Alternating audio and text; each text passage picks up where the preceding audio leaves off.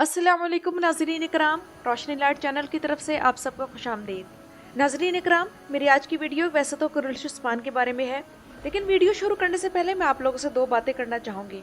एक तो अफगान मुहाजिरीन की मुल्क बदरी का दुख। रज़ाकाराना वापसी तो पहले भी थी, लेकिन ये जबरन पाकिस्तान से निकालना अब शुरू हुआ है।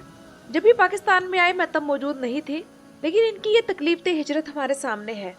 जब ये पाकिस्तान आए तो इनमें अच्छे बुरे हर तरह के लोग थे, मेहनत मजदूरी करने वाले भी और मनशियात और सलाह फरोश भी।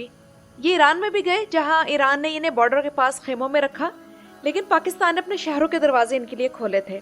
हालांकि ईरान ने भी हाल ही में 2,45,000 अफगानी वापस भेज दिए हैं और हम भी भेज रहे हैं, और ये अपने वतन जा रहे हैं तो अच्छी बात है। मुझे तकलीफ इस बात की है कि वहाँ कारोबार, मुलाजमतें वगैरह नहीं है, सेहत के मराकज़ नहीं है।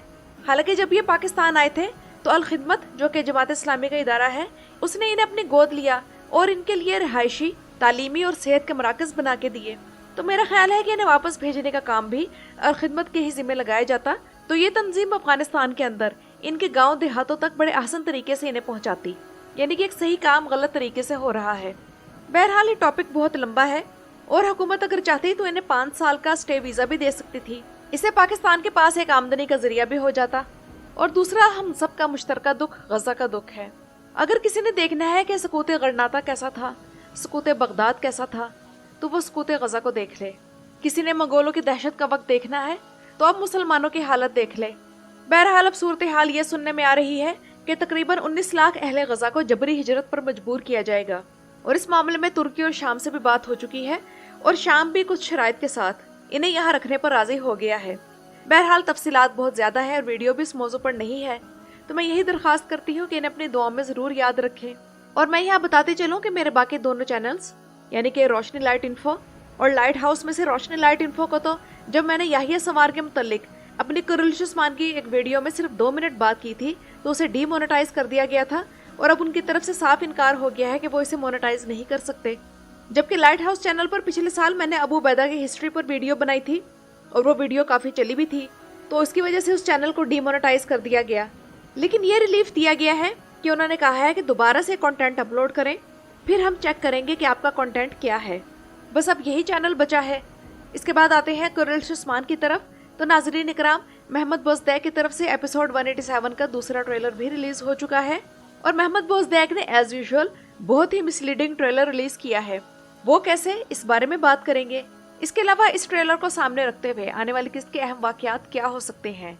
नंबर 1, हलीमा ने सोफिया को तलवार घोंप दी, बल्कि यही नहीं बल्कि उसे अपना असल नाम भी बताया, यानी कि वो पोइना नहीं हलीमा है। नंबर 2, दोनों भाइयों की लड़ाई वाकई में असली है, यानी कि सच में शुरू हो गई है। नंबर 3, यूसुफ के बारे में लगता है कि वो शहीद हो गया है।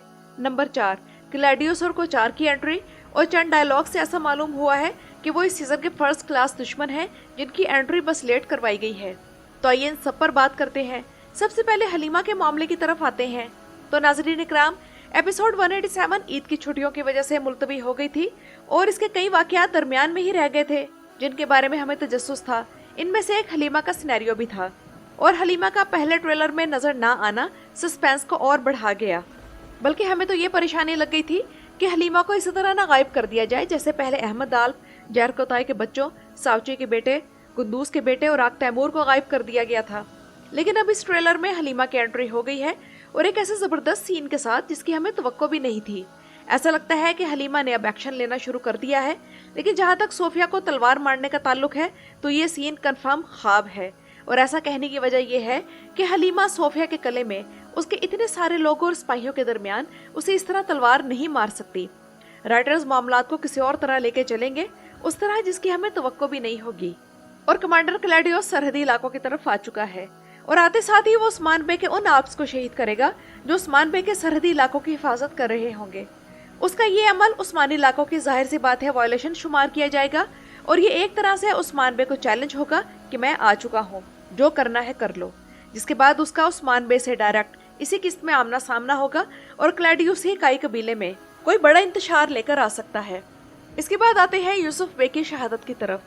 तो कमांडर कोचार की तरफ से उस्मान बे की सरजमीनों पर आने के बाद जिस उस्मानी आल्प की शहादत होगी, मेरे ख्याल में वो होगा यूसुफ। इस मामले में पहला पॉइंट ये है कि वो ये जाने बगैर मर गया कि उसकी बहन का अंजाम क्या होगा। लेकिन चले बेगम खातून के हवाले से यूसुफ की शहादत को हम इस पर्सपेक्टिव से देख लेते हैं कि अगर यूसुफ शहीद हो जाता है तो बेगम खातून को बहुत ज्यादा तकलीफ होगी, और इससे भी ज्यादा तकलीफ उसे इस बात की होगी कि वो गलत साइड पर थी। लेकिन यहाँ सबसे बड़ी गलत बात यह है कि यूसुफ को ही क्यों मारा गया, और जो भी किरदार मदाह को पसंद आने लगता है उसे खत्म कर दिया जाता है। पहले सारूचा को भी तब इसी तरह खत्म किया गया जब हमें लगा कि अब वो फातिमा खातून के लिए जबरदस्त मैच बन गया है, और अब यूसुफ। अगर इन दोनों में से किसी की भी शादी फातिमा से करवानी ही नहीं थी तो ऐसी स्टोरी ही क्यों बनाई गई। और हमने भी यही सोचा था कि अल्बाय, सारूचा और यूसुफ और हान बे के मुस्तकबिल के साथी होंगे, लेकिन ये तीनों जा चुके हैं। और सबसे अहम बात तो ये है कि शामिल एल्ब जैसे लोग तो इस सीरीज में कई सीजन तक रहे, लेकिन यूसुफ और सारूचा जैसे निकाल दिए जाएं। हालांकि मेरे नजदीक यूसुफ की परफॉर्मेंस और अहमियत इस वक्त जैरकोताय, बुरान और शामिल से ज्यादा है, तो ऐसे किरदार को अगर सीजन के आखिर तक भी रहने देते तो ज्यादा बेहतर रहता। लेकिन इस ड्रामे में यही होता आ रहा है कि एक नया आल पाता है तो एक जाता है। हसन और कोचा बे के आने से यूसुफ को खत्म कर दिया गया, यानी कि हम ये समझें कि उस्मान बे के इर्द गिर्द ये चार जंगजू जो हर वक्त रहते हैं ये लाफानी है, ना ये कभी खत्म हो सकते हैं, ना ये कभी कुछ नया सीखते हैं, ना कुछ नया करते हैं, और इनकी हालत एक जैसी रहती है। और ऐसा लगता है कि यूसुफ की शहादत अलाउद्दीन की किसी गफलत की वजह से होगी, और ये यूसुफ की शहादत ही होगी जिसकी वजह से ओरहान और अलाउद्दीन में फिर लड़ाई शुरू हो जाएगी। तो वैसे भी हलीमा वाला सिनेरियो अपने अंजाम की तरफ जा रहा है, तो महमद बुज़दैग ने कोई ना कोई नई स्टोरी लाइन तो लानी ही थी। तो ये स्टोरी लाइन ओरहान और अलाउद्दीन की लड़ाई से बेहतर तो कोई और हो ही नहीं सकती, क्योंकि होलोफिरा और गोंजा की लड़ाई तो सीजन के शुरू में करवाई जा चुकी है। फातिमा की लड़ाई किसी से बनती ही नहीं क्योंकि वो छोटी है, तो अब ओरहान और अलाउद्दीन की लड़ाई के साथ इनकी बीवियां भी दोबारा से मैदान में आकर खुल्लम खुल्ला एक दूसरे की मुखालफत करने पर उतर आएंगी। लेकिन ये किसी टिपिकल पाकिस्तानी ड्रामे वाला सिनेरियो नहीं है, क्योंकि यहाँ लड़ाई इस बात पर नहीं हो रही कि जायदाद में इस भाई को ज्यादा हिस्सा क्यों मिल गया और वालिद साहब ने एक बेटे को क्यों आग कर दिया, बल्कि यहाँ मकसद इंतहाई अजीम है, यानी कि अल्लाह की ज़मीन पर अल्लाह का कानून कायम करना, अल्लाह का हुक्म नाफिज करना और अल्लाह का निज़ाम चलाना। और मुझे पर्सनली ये सिनेरियो इसलिए भी पसंद आ रहा है कि इससे पहले ओरहान और अलाउद्दीन की लड़ाई नहीं हुई। वैसे भी इन दोनों में सिर्फ 2 साल का फर्क हमें इस ड्रामे में दिखाया गया है, तो इन दोनों की लड़ाई को दुश्मनी ना समझें बल्कि इख्तिलाफ समझें। ट्रेलर में बाला और हान और अलाउद्दीन की लड़ाई से बहुत परेशान नजर आई, और वालिदैन के लिए इससे बढ़कर तकलीफ की बात और क्या हो सकती है कि उनके बच्चे उन्हीं के सामने लड़ें। तो नाज़रीन इकराम, वीडियो में की गई बातों से आप लोग किस हद तक मुत्तफिक हैं मुझे कमेंट्स में ज़रूर बताइएगा।